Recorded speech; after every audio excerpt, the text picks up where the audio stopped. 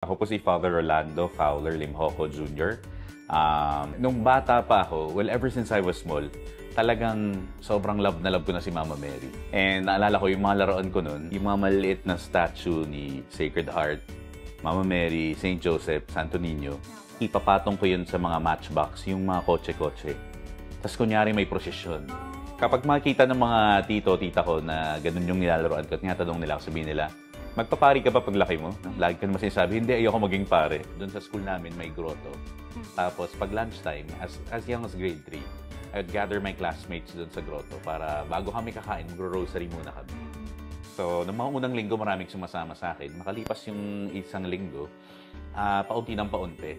At yung isa sa kanila sabi sa akin, Rolando, tatapatin kita. Sabi niya, sa bahay namin, kapag kakain kami ng parents ko, ang prayer lang namin, bless us, O Lord. Ikaw, pag kasama namin, magro-rosary muna kami. Gutom na kami. Napakahabang prayer. Sabi niya, ikaw na lang muna yung magdasal para sa amin. And it was then that I started to feel that there was something different sa mga trip ko, sa trip ng mga classmates ko. But of course, I wasn't taking it seriously. At yun nga, nung dumating lang ako na patapos na ako ng high school, nahirapan akong pumili ng course sa kolehiyo. Kasi sabi ko, no matter what course, then eventually profession, hindi niya mag-fill yung emptiness na nararamdaman ko. Para akong may hinahanap na hindi mabigay ng mundo sa labas. After 3 years of working, that I started to take seriously yung aking calling. So, I began attending search-in seminars. Ang una kong kongregasyon na hinatinan ng search-in ay Carmelites, OCB, New Manila, Men in Brown. After some time, kunento ko sa nanay ko na ako'y nag-search-in. At syempre, siya yung pinakamasayang nilalang sa buong mundo. Sabi ko sa nanay ko, Ma, pwede huwag mo muna kwento sa mga kamag-anak at kapitbahay natin. Sabi ko kasi ayoko munang ma-pressure. Sabi niya, oo anak, promise, hindi ko kwento. Awa ng Diyos, wala pang isang linggo, tumatawag yung nanay ko sa trabaho. Kasi sabi niya, anak, merong dadalaw sa iyo sa trabaho mo bukas. Vincentian na pare. I-invite ka mag-search-in sa kanila. Sabi ko, Ma, ano ba yung Vincentian? Sabi ko, ngayon ko lang yata narinig yung congregation na yan. Parang hindi naman yan Marian na congregation. Sabi ko. At sabi ko, pangalawa, paano nalaman ng pare? Sabi niya, anak, pasensya ka na kasi may party sa village natin kagabi. Nandun yung parish priest natin, Vincentian. Sabi niya, hindi ko napigilan, anak. Sabi niya, binida kita. Sabi ko, yung anak ko nag-search in sa seminaryo. Kaya hiningi niya yung contact number mo. Ibibigay daw sa vocation director nila para pumidahin ka rin mag-search in sa kanila. Sabi niya, anak, subukan mo lang. I thought that when you enter the seminary, plus pogi points pag Marian devotee ka, pag Mama Mary ka. Ito rin kasing devotion na to yung pinanghawakan ko, yung makatapos ako maging pare. Pero sa lahat ng mga parang challenges, it's always the Blessed Mother that I turn to. Sabi ko sa kanya, I remember praying to her, sabi ko, Mama Mary, tulungan mo ako makatapos maging pare. Kung ito yung kalooban ng Diyos. At pangako ko sa iyo, kapag naging pari ako, I'll spend my priesthood promoting devotion to you. Kaya nararito ko ngayon and I'm just fulfilling my promise to.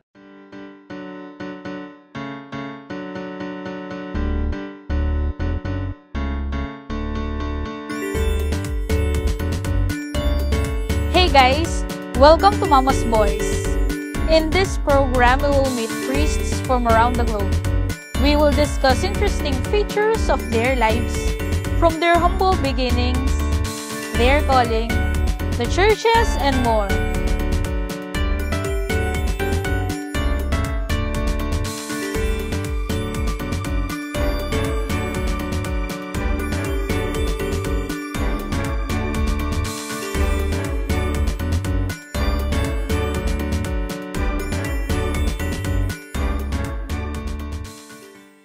If ever, Father, may nakikinig po or nanonood po sa atin ngayon at gusto po nilang dalhin po sa kanila yung devotion po ni Mama Mary, ano po yung kailangan po nilang gawin? Ano po yung kailangan nilang i-prepare para ma-invite po kayo, Father? Normally, they write a letter addressed to me requesting for the visit of the image of Our Lady of the Miraculous Medal. So, yun po. Nakikipag-ugnayan sila sa aming tanggapan sa Miraculous Medal Apostolate through Facebook page. No? Yung iba rin naman, yung aming association, yung Children of Mary Immaculate, which is nationwide also. Yes, so, sila yung nagsisilbing tulay to connect with us para ma-arrange yung visit ng image ng Mahal na Birhen sa kanilang simbahan. Dami po ninyong ginagawa, Father. Tanong ko lang po kung may free time pa po ba kayo? Nagagawa niyo pa po ba yung mga hobbies and interests po ninyo, Father? Alam mo, sa totoo lang, 4 yung assignment ko ngayon. At lahat yun may kinalaman kay Mama Mary. So I'm the director of the Miraculous Medal Apostolate. I'm also the National Peace Advisor of the Children of Mary Immaculate Vincentian Marian Youth Philippines. I'm also handling the International Association of the Miraculous Medal. And then, rector din ako ng National Shrine of Our Lady of the Miraculous Medal sa Sukat, Muntinlupa. Pero sabi ko nga, hindi ko nararamdaman na trabaho siya at pagod kasi mahal ko yung ginagawa ko. No? Gusto ko yung ginagawa ko. So, habang ginagawa ko to, of course, may times na nakakapagod, maraming schedule, pero nag-e-enjoy ka rin. And meron pa rin namang I see to it na meron pa rin time para magpahinga. Kailangan natin yan. Yes po. So, balance po, Father. Paano po kaya dumating po sa inyo, Father, yung pasok nyo po into the religious life? I mean, paano nyo po na-realize po yun? Lalo na po, noong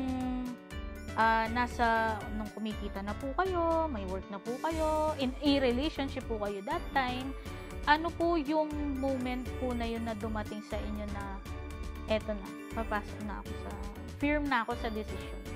Ayun nga, gaya na nabanggit ko kanina, dumating ako sa punto ng buhay ko na parang nandun na lahat. Pero hindi ako completely masaya. So, parang hindi mapakali, parang may hinahanap na hindi maibigay sa'yo ng mundo sa labas. So, it was then that sabi ko, susubukan ko lang, titignan ko lang. No? But, yun na nga, tuloy-tuloy na when I started to attend Search-In, tapos pumasok na rin ako the following year. So, I think yun. Iba kasi yung tuwing binabalikan ko yung ginawa kong desisyon. Parang iba yung sense of fulfillment na natatanggap, nararamdaman mo sa bokasyon na to. Na parang nasasabi ko sa sarili ko, sulit lang lahat ng tinalikuran at iniwan ko. I made the right choice and I can't be any happier. What I realized is kung saan yung plano at kalooban ng Diyos para sa'yo, una, doon mo makikilala yung totoong sarili mo. At pangalawa, doon ka rin magiging masaya. Magbabalik kami after a few reminders, kaya stay tuned, guys! Mga nag-iisip na magpare, magmadre, we encourage you na huwag matakot, na subukan, at gayon din huwag matakot magtaya. No? You can reach us through our Facebook, Congregation of the Mission, Vincentian Fathers and Brothers, or the Daughters of Charity, or through the Miraculous Medal Apostolate and the Children of Mary Immaculate, Vincentian Marian Youth.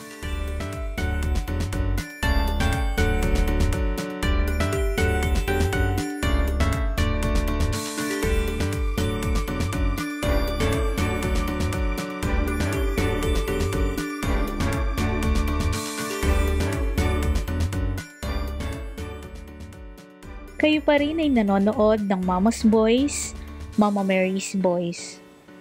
For more 5 siglo content, like, share at subscribe natin ang ating mga social media platforms.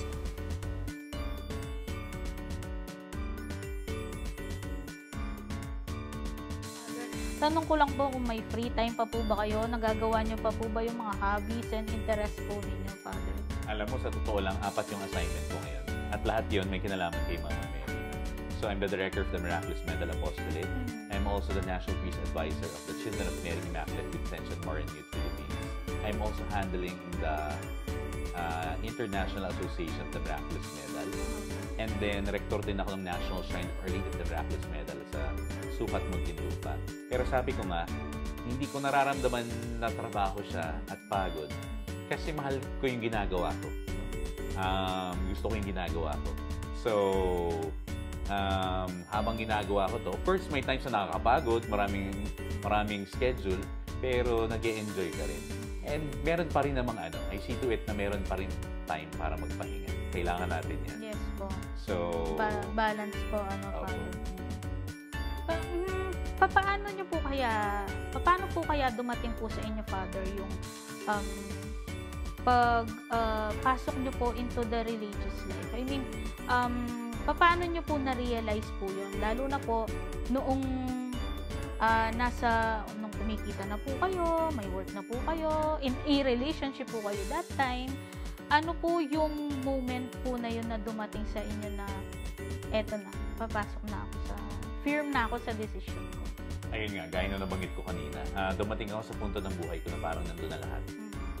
Pero hindi ako completely masaya.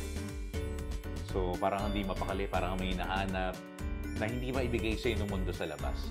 So, it was then that I sabi ko, susubukan ko lang, titignan ko lang. But, yun na nga, tuloy-tuloy na when I started to attend search-in, tapos pumasok na rin ako the following year. So, I think yun. Iba kasi yung tuwing binabalikan ko yung ginawa kong desisyon. Parang iba yung sense of fulfillment na natatanggap, nararamdaman mo sa bukasyon na to. Na parang nasasabi ko sa sarili ko, sulit lang lahat ng tinalikuran at iniwan ko. I made the right choice and I can't be any happier. What I realized is kung saan yung plano at kalooban ng Diyos para sa'yo, una, doon mo makikilala yung totoong sarili mo. At pangalawa, doon ka rin magiging masaya. Sa tingin niyo po, Father, kapag po, for example, may mga nanonood po sa atin, lalo na po yung mga youth, yung mga bata, yung mga devotees, yung pong mapalalaki man po or babae, na medyo naiisip na rin po nila na pumasok into the religious life, ano po yung first step po, ano po yung ma-advise nyo po sa kanila na kailangan nilang gawin or dapat po nilang gawin? I think sa akin mahalaga that we begin everything with prayer. Na we invite God to also take part, be active in our life. So, ang mapapayo ko number 1 is, hingin nyo sa Diyos yung paggabay niya, yung enlightenment niya, para makita nyo kung ano talaga yung tawag niya para sa inyo. When you approach God with all sincerity and humility, God will answer you. And you will know it is God speaking to you and it's very specific. No? So, mahalaga yun na meron kang constant connection, communication sa Diyos. Sa mga devotees naman po, and non-devotees na rin po, na nakakapanood po sa atin ngayon, ano po yung masasabi niyo po sa kanila about po sa Miraculous Medal po?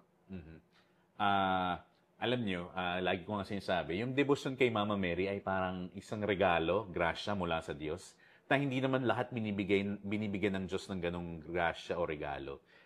Kung sa tingin mo, nandiyan sa buhay mo si Jesus Christ, hindi mo na kailangan ng mga santo, ang Blessed Mother, then well and good for you. Pero para sa mga tao na nabiyayaan na mabigyan ng ganong regalo o grasya, na magkaroon ng devotion sa mahal na Birhen, maranasan kung paano siya mag-alaga at magmahal. I think ang nararapat na attitude towards them is respeto. Kung ano pa man yung devotion mo sa mahal na Birhen, no?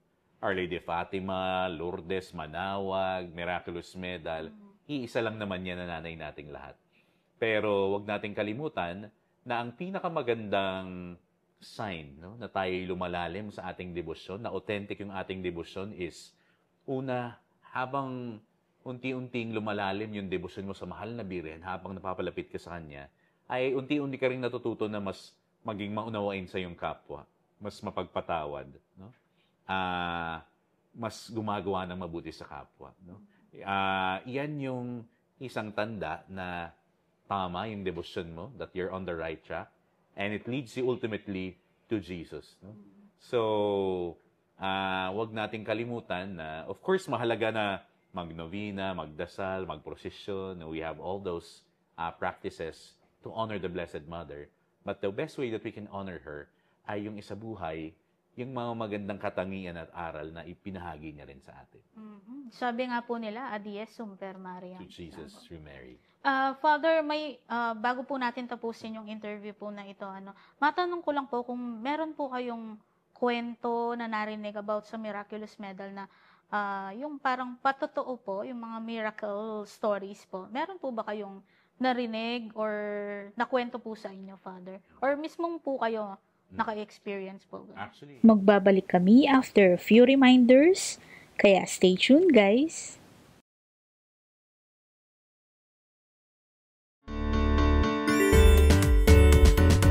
Kayo pa rin ay nanonood ng Mama's Boys, Mama Mary's Boys. For more 5 siglo content, like, share at subscribe natin ng ating mga social media platforms. Pero wag nating kalimutan na ang pinakamagandang sign na tayo lumalalim sa ating debosyon, na authentic yung ating debosyon is, una, habang unti-unting lumalalim yung debosyon mo sa mahal na Birhen, habang napapalapit ka sa Kanya, ay unti-unti ka rin natututo na mas maging maunawain sa iyong kapwa, mas mapagpatawad, mas gumagawa ng mabuti sa kapwa. Yan yung isang tanda na tama yung devotion mo, that you're on the right track, and it leads you ultimately to Jesus. So, wag nating kalimutan na, of course, mahalaga na magnovena, magdasal, magprosesyon. We have all those practices to honor the Blessed Mother. But the best way that we can honor her ay yung isa buhay, yung mga magandang katangian at aral na ipinahagi niya rin sa atin. Sabi nga po nila, Adies Sumper Maria. To Jesus, you Mary. Father, bago po natin tapusin yung interview po na ito, matanong ko lang po kung meron po kayong kwento na narinig about sa Miraculous Medal na yung parang patotoo po, yung mga miracle stories po. Meron po ba kayong narinig or nakwento po sa inyo, Father? Or mismong po kayo naka-experience po? Actually, hindi na ako lalayo pa. No? Hindi mo na matatanong. Si Heidelin Diaz, diba? Olympic gold medalist. Yes. Yung kwento niya kasi is, yung nagbigay sa kanya ng medal was her common friend, si David Pandillo. And kinontak ako ni David, sabi niya, Father, kilala mo si Heidelin Diaz? Sabi ko, narinig ko yung pangalan niya. So this was before the Olympics. No? Yes. Tapos sabi niya, Father, pinadalahan ko po sa kanya siya through her coach, nasa Japan na kasi siya, ng miraculous medal na bili ko dati sa Paris. Sabi niya, Father, sabi niya, pwede po bang mag-Zoom meeting tayo? Pwede niyo po siya i-bless, then paliwanagin na rin po yung miraculous medal. So the day before the competition, we scheduled a Zoom meeting. Ako, si David, at si Heidelin. And then, so, pinaliwanag ko sa kanya yung kwento ng miraculous medal, yung catechesis, ba tayo nagsuot ng medalya. And then we prayed the act of consecration in honor of Our Lady of the Miraculous Medal. Pagkatapos nun, I gave her the blessing for an athlete. Tapos na, mabilis lang yung aming Zoom meeting. Kinabukasan, nakalimutan ko na yun yung laban niya. Naghahaponan kaming mga pare sa aming refectory. Pagtingin ko sa telepono ko, maraming missed call. Si David, may tumatawag na naman siya. Pagsagot ko, sigaw siyang sigaw. Sabi niya, Father, she got the gold. She got the gold medal. Panoorin mo ngayon sa Facebook Live. To be honest, I was very careful nung umpisa na hindi naman parang pilitin o impose kay Heidelin na magsuot ka ng miraculous medal, mananalo ka. Pero laking tuwa ko nung pinanood ko yung Facebook Live. It was the awarding ceremony. And I saw Heidelin wearing her medal outside her jacket. Yes. At pagtungtong niya doon sa platform para tanggapin yung kanyang gold medal, anong una niyang ginawa? Inangat niya yung kanyang miraculous medal, sabay turo sa langit para bang sinasabi, ang Diyos at ang mahal na Birhen ang tumulong sa akin na makamit ang tagumpay na ito. At totoo naman, no, sa buhay natin, kahit na ano pang laban niyang hinakaharap, no, kapag tayo marunong magpakumbaba, marunong humingi ng tulong sa Diyos, kapag tayo nasa pangangalaga ng mahal na Birhen, anumang pagsubok at laban yung kinakaharap natin, nagmimistula tayo parating panalo. Kapag tayo may kababaang loob na humingi ng tulong sa Diyos, kapag tayo nasa panig ng Diyos, kapag tayo nasa pangangalaga ng mahal na Birhen. Amen, amen. Maraming salamat po sa inyo, Father Choi, sa pagkakataon po na ito, sa pang-aambush po namin sa inyo. Sa pagkukwento po ng inyo pong vocation story, at sana po sa mga nakikinig po, kung may gusto man po or nafe-feel na po nila na gusto po nilang pumasok into the religious life, mapalalaki man po yan or mapababae, mga madre, wag po silang matakot, and of course, siguro kontakin po nila yung mga parish priest po nila para po makatulong po sa kanila, Father. Any final words po, Father? Baka may... Siyempre, po-promote ko na rin yung congregation namin. No? Opo. Kung mga nag-iisip na magpare, magmadre, we encourage you na huwag matakot, subukan, at gayon din huwag matakot magtaya. No? You can reach us through our Facebook, Congregation of the Mission, Vincentian Fathers and Brothers, or the Daughters of Charity, or through the Miraculous Medal Apostolate and the Children of Mary Immaculate, Vincentian Marian Youth. Maraming salamat po ulit sa inyo, Father Maraming salamat Joy. din po sa panyayang to. Yes po. And sa pagkakataon po na ito, manghingi po kami ng final blessing po sa inyo. Po. Loving God, we ask you to bless all our viewers, all those who support this program. We ask you to protect them from all forms of evil, from all dangers of body and soul, accidents, illnesses, calamities, anxieties, and depressions. May you bless them and their loved ones with good health, healing, financial stability, peace in their minds, joy in their hearts, and holiness. Keep them ever close to you, to the Blessed Mother and to Saint Joseph. Grant them the graces and favors they ask for and need, through Christ our Lord. Amen. O Mary, conceived without sin, pray for us who have recourse to you. And may the Almighty God bless you and your loved ones, the Father, and the Son, and the Holy Spirit. Amen. Thank you po ulit. Maraming salamat din. In the birth of many apparitions on earth of the Immaculate Virgin Mary, it has pleased to work miracles again and again for our salvation. Kind for her blessing upon these miraculous medals of the Immaculate Conception, that they wisely reverence them and devoutly use them, experience the protection and patronage of Mary Immaculate, obtain mercy from you, and be liberated and protected all forms of evil. We ask this through Christ our Lord. Amen. Receive these holy medals, wear them with faith, handle them with suitable devotion. May the most holy and immaculate Queen of Heaven protect and defend you. She is ever ready to renew her wondrous acts of kindness. May her intercession obtain for you whatever you humbly ask of God, both in life and in death. May you rest securely in her motherly arms. O Mary, conceived without sin. Pray for us, all recourse to thee. Let's read it para take. Yan po ay stainless. I would like to thank Simpao Macapagal Vision Center for my eyewear. We would like to thank the following.